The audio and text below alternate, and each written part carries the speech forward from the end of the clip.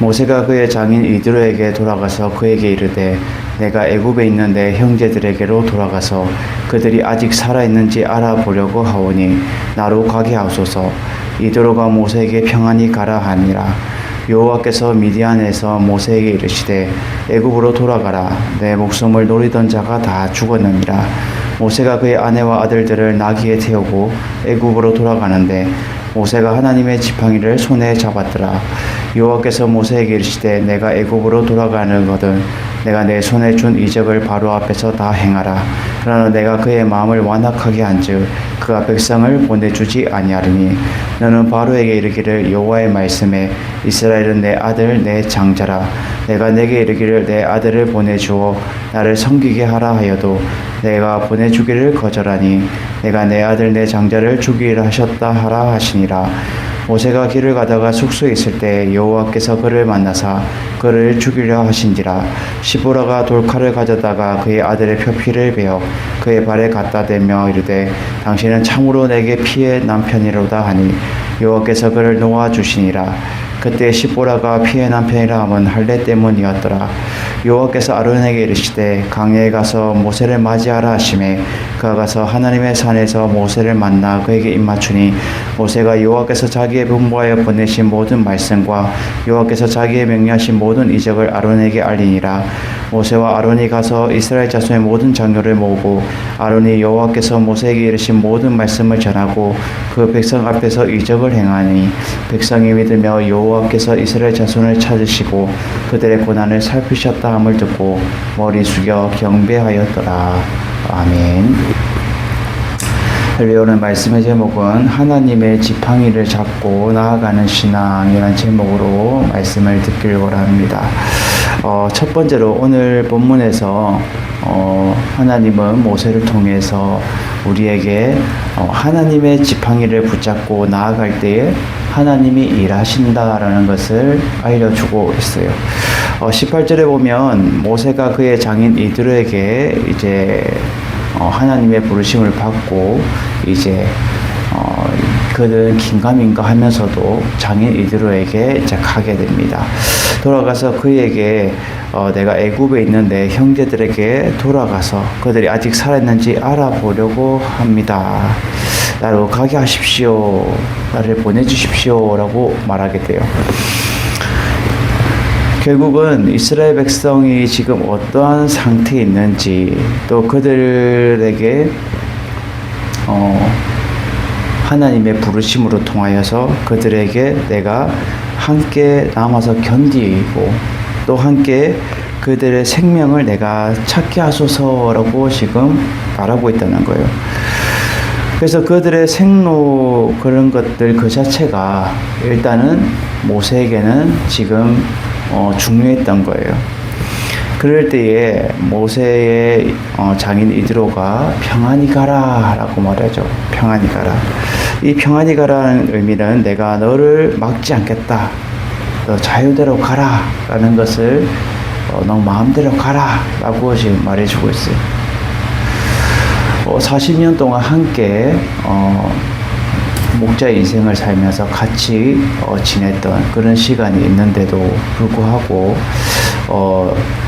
장인 이드로는 하나님의 사람으로서 하나님의 사람이 나아갈 때 그것을 나는 막지 않겠다라는 것을 말해주고 있는 거예요. 그래서 하나님께서 이제 모세를 또 부르시죠. 하나님이 모세를 부르셔서 말씀하시기를 미디안에 있는 모세를 부르셔서 애굽에 돌아가라. 이 목숨을 노리던 자들이 다 죽었느니라 라고 말해요. 그동안에 모세를 죽이려고 했던 이 모든 앞에 있던 왕들 그리고 그 살아있던 모든 사람들이 다 죽고 결국 이 목숨을 놓은 자가 다 죽었기 때문에 너는 이제 나를 의지하여서 네가 함께 가자 라고 하나님 말씀하고 있는 거예요. 그를 이제 20절에 보면 모세가 그의 아내와 그 아들들을 나귀에 태우고 애굽으로 돌아가는데 모세가 하나님의 지팡이를 손에 잡았더라 라고 말해요. 하나님의 손. 하나님의 지팡이는 2절에 나오는 양떼의 지팡이가 아니라 이제는 하나님과 함께 가는 지팡이, 하나님과 함께 동행하는 지팡이가 하나님의 지팡이라는 거예요. 그래서 하나님과 함께 이 하나님의 지팡이를 함께 감을 통해서 결국 이것을 굳게 그는 손으로 붙잡았어요. 붙잡았다. 여러분, 이 붙잡았다는 의미는 하나님을 절대적으로 믿고 의지하고 신뢰하며 나갔다는 것을 보여주면서 하나님의 지팡이를 붙잡고 나아갈 때 하나님이 일을 하시는 거예요. 하나님 일을 하시는 거예요. 그래서 하나님께서 모세에게 말씀하시죠.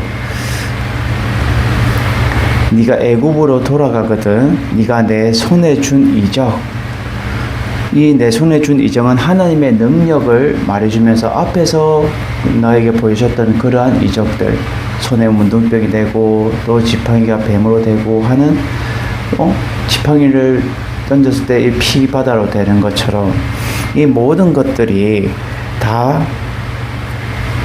하나님의 능력으로 말미암아 가능하다는 거예요. 그래서 내게 준 이적을 바로 앞에 다 행해라. 다 행해라. 그런데 중요한 거는 내가 그의 마음을 완악하게 했다. 강팍하게 했다는 거예요. 그래서 강팍해서 완고해서 그는 흔들리지 않는다는 거예요. 흔들리지 않기 때문에 너의 백성들을 보내주지 아니할 것이다 라고 말해요. 이 하나님의 능력은 하나님의 말씀을 강한 믿음과 이 신뢰를 통하여서 네가 행할 것인데 그들은 그래도 강팍하여서 쉽게 네 백성을 보내주지 아니할 것이다 라고 말해요. 결국은 이 강팍하게 한 것 또한 하나님이 바로의 마음을 강팍하게 했었고, 그리고 이 모세를 통해서도 하나님이 더 담대하게 그 강팍하게 했던 그 바로를 네가 뛰어넘어서 다 행해서 하나님의 능력을 네가 담대하게 행하라 라고 말해주고 있어요. 그래서 22절에 너는 바로에게 이르기를 여호와의 말씀에, 하나님의 말씀에 이스라엘 백성은 내 아들 내 장자라 라고 말해요.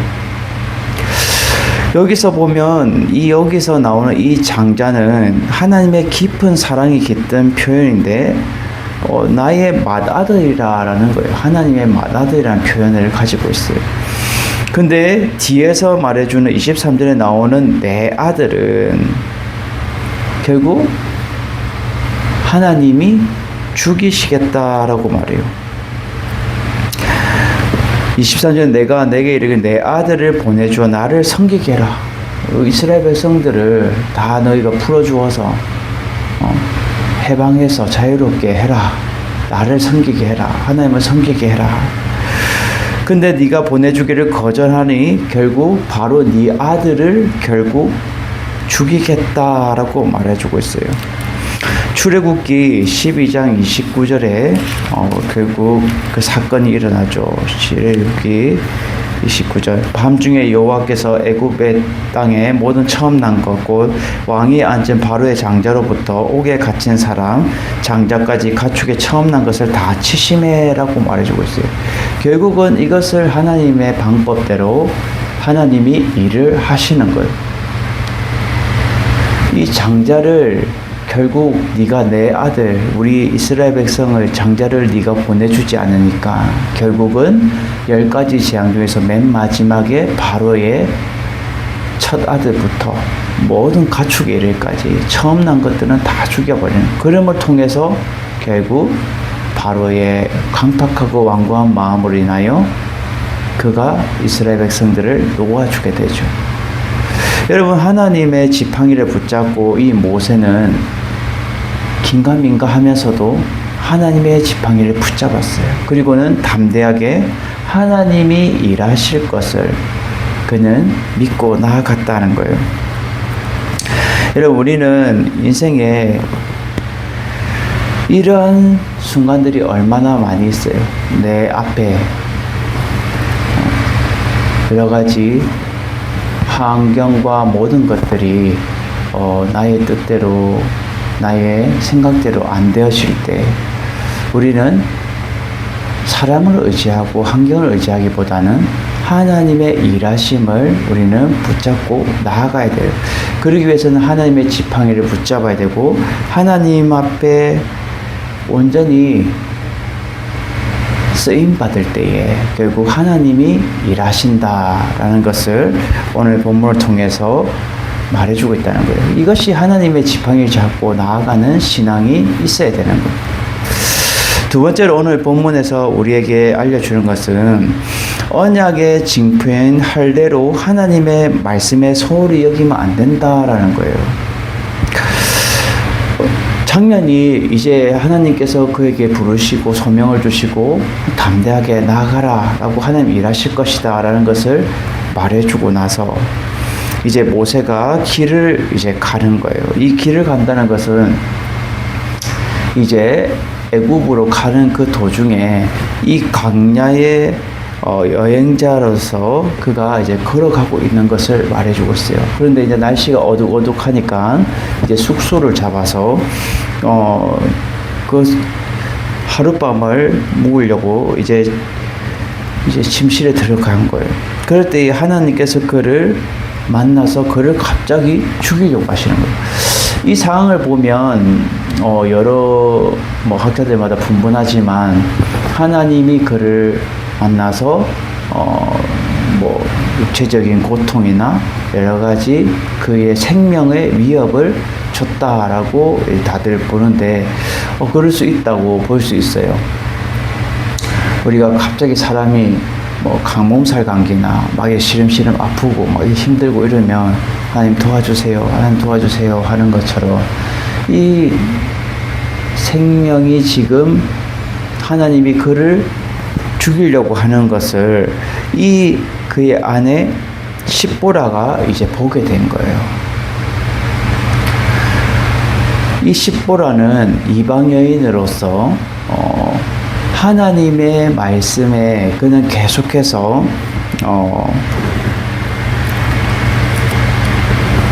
그 할례에 대한 부분을 거부하고 있었던 거예요. 그래서 지금 창세기 17장 10절에서 11절에 나오는 할례에 대해서 이 모세 또한 소홀히 여겼던 거죠. 이방 여인이다 보니까. 그래서 창세기 17장 10절 11절 제가 읽어드릴게요. 너희 중 남자는 다 할례를 받으라. 이것이 나와 너희와 너희 후손 사이에 지킬 내 언약이니라. 너희는 표피를 비워라. 이것이 나와 너희 사이에 언약의 표징이니라 라고 말해요. 이 언약을 맺는 표시가 결국 이 할례인데 이 할례 하늘 베푸신 하나님의 은혜와 사랑에 대한 증거로 앞으로 그렇게 하실 것에 대한 약속을 행해야 되는데 지금 이 십보라는 첫째 아이도 낳았고 이제 둘째 아이 결국 이 둘째 아이는 엘리에셀이라는 아이가 이제 태어났는데 그 강약길에서 한 8일 정도 된 거예요. 이 8일 정도 되었을 때에 할례를 행하지 아니한 거예요. 그래서 하나님의 그 언약의 표징인 할례를 하나님의 말씀대로 소홀히 여김을 통하여서 결국 이 모세 또한 하나님이 죽이려고 하시는 거예요. 그럴 때에 그의 아내 십보라가 이제 돌칼을 가져다가 그 8일 된 그 엘리에셀 그 아들 표피를 남자의 그 중요한 부분에 표피를 잘라서 결국 베어라는 이 단어가 언약의 체결을 의미하고 있어요. 언약 체결. 결국 하나님의 그 언약을 체결해서 그의 발에 갖다 대면서 당신은 참으로 나의 피난편이로다 라고 고백해요. 이 피난편이라는 것은 피로 산 남편이다 라는 고백을 하게 되죠. 이렇게 했을 때에 그렇게 행동했을 때에 결국 하나님께서 그를 놓아주시니라 라고 말해준 거죠. 이 놓아주셨다는 것은 치료하셨다, 살려주셨다 라는 것을 말해주고 있어요. 분명히 그는 그 피언약의 표징을 행하지 않음을 통해서 결국 남편을 잃을 뻔했던 거예요. 골로새서 2장 11절에도 이렇게 말해 죽습니다. 골로새서 2장 11절.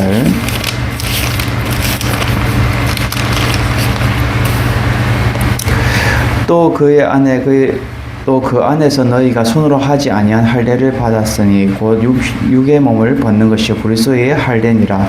너희가 세례로 그리스도와 함께 장사되고 또 죽은 자들 가운데서 그를 일으키신 하나님의 역사를 믿음으로 말미암아 그 안에서 함께 일으키심을 받았느니라. 아멘.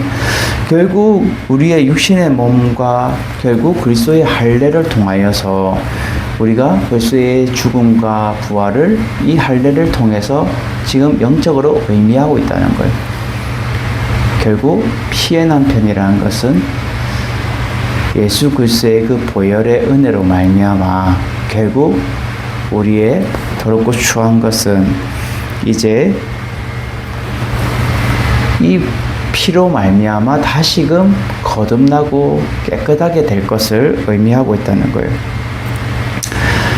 피 흘림의 제사를 통하여 하나님 앞에 거룩하게 나아가는 것처럼 우리가 언약의 표진 이 할례를 통하여서 하나님의 말씀에 우리는 소홀히 여기면 안 된다는 것을 이 장면을 통해서 우리에게 알려주고 있다는 거예요. 우리는 흔히 하나님의 말씀을 들어도 소홀히 여길 때가 얼마나 많아요. 하나님의 말씀을 가까이 하고 우리가 늘 주의 밤낮으로 주야로 묵상해야 되는데도 그러지 못할 때가 많이 있다는 거예요.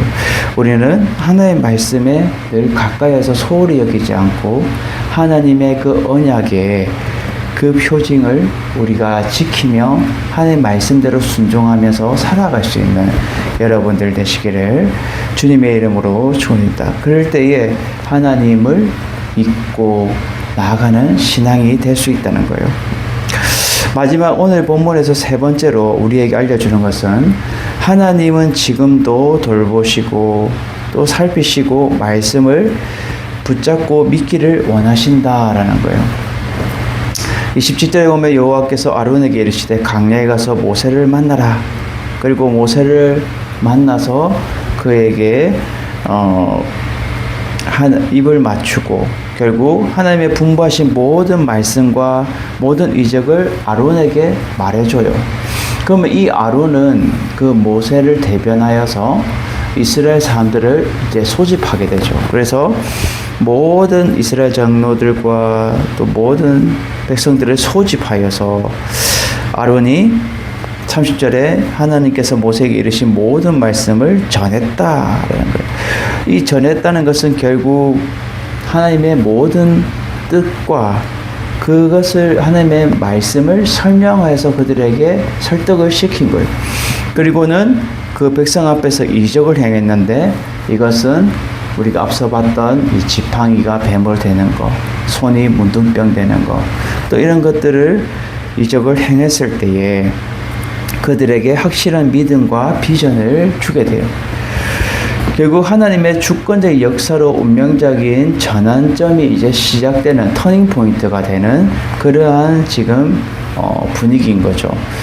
그럴 때에 이 백성들이 야곱의 12아들의 그 후손들이 그래도 그들이 고난을 받으면서도 하나님에 대한 그 여호와의 신앙을 항상 붙잡고 있었기 때문에 그 어려운 가운데서 이러한 이적을 보고 결국 하나님의 그 뜻을 그들이 들었을 때에 그들은 믿었다라고 말해요. 31절에 백성이 믿으며 여호와께서 이스라엘 자손을 찾으시고 그들의 고난을 살피셨다함을 듣고, 이 살피셨다는 것은 모든 환경과 모든 상황을 돌보셨다라는 것을 의미하면서 이것을 그들이 들었을 때 하나님 이 모든 걸 다 보셨구나, 알고 계셨구나 라는 것을 그들이 듣고 결국 머리 숙여 경배하였더라라고 말해요. 이 경배하였다는 것은 존경과 전적인 하나님의 신뢰와 이 그들의 의지를, 소명의 의지를 보여주고 있는 거예요. 여러분, 우리는 하나님의 지팡이를 잡고 나아가는 것, 이것은 지금도 하나님은 우리를 두루두루 살피시고 하나님의 말씀을 또 붙잡길 원하시고 믿기를 원하신다는 거예요. 이 이스라엘 백성들은 고난 중에 하나님의 그 말씀이 너무나도 그들은 기다렸고 또 하나님이 모든 상황들을 살피셨다는 듣고 그들은 아마 오열하며 그들은 경배했을 거예요. 여러분, 우리의 모든 상황들이 지금 뭐 우리 한국이나 또 뭐 세계 곳곳에 지금 여러 가지 환경 가운데 힘들고 어려운 가운데 있지만 우리는 오직 하나님이 지금도 살피시고 계시다. 하나님이 지금도 역사하고 계시고 하나님이 지금도 이끌어가고 계시다는 것을 우리는 믿고 하나님의 말씀을 붙잡고 믿고 여러분들이 담대하게 나아가시기를 주님의 이름으로 축원드립니다. 그러한 신앙이 결국 하나님의 지팡이를 붙잡고 나아가는 신앙이다라는 것을 여러분 믿고 의지하셔서 우리의 신앙이 변질되거나 우리의 신앙이 우리에게 소홀해지지 않고 하나님 앞에 굳건하게 서서 하나님의 뜻과 하나님의 행하실 그 능력을 통해서 우리를 통해 역사하실 그것을 여러분 믿고 나아갈 수 있는 여러분들 되시기를 주님의 이름으로 축원드립니다.